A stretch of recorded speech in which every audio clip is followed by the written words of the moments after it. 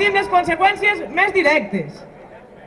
Prou feina tenim en trobar un treball com per quan el trobem sigui un treball de merda. I mentrestant, els bancs, els polítics es dediquen a regalar diners als bancs. Els nostres diners, els diners de tots i de totes. Els poderosos, els treballadors, no són més que una peça de la seva gran màquina de fer diners.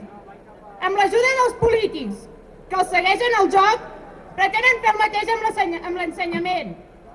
Ara, amb el procés de Bolonya, pretenen convertir la universitat en una fàbrica de treballadors.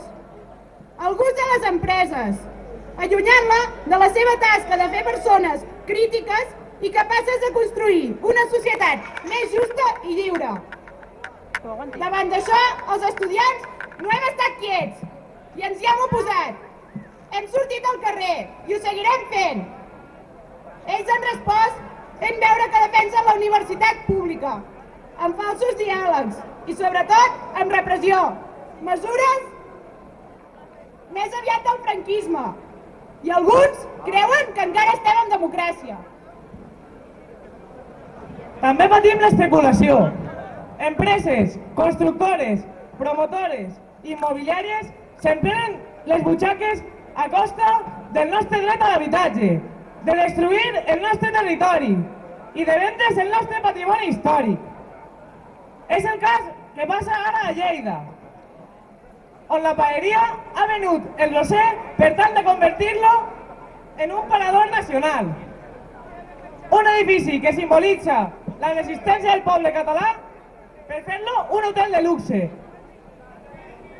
Un hotel en un barri on si cal algo fer no és un hotel.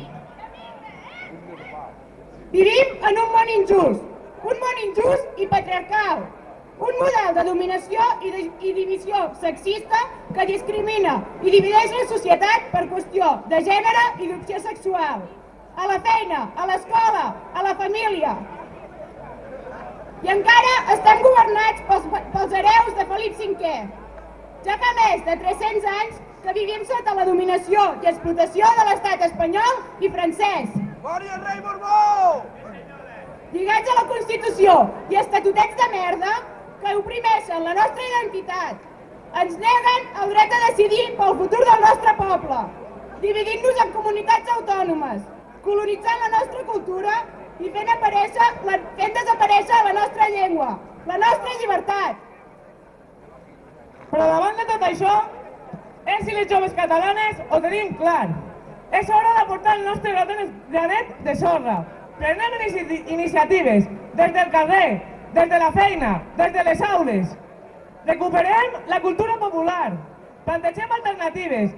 Teixim la solidaritat entre totes.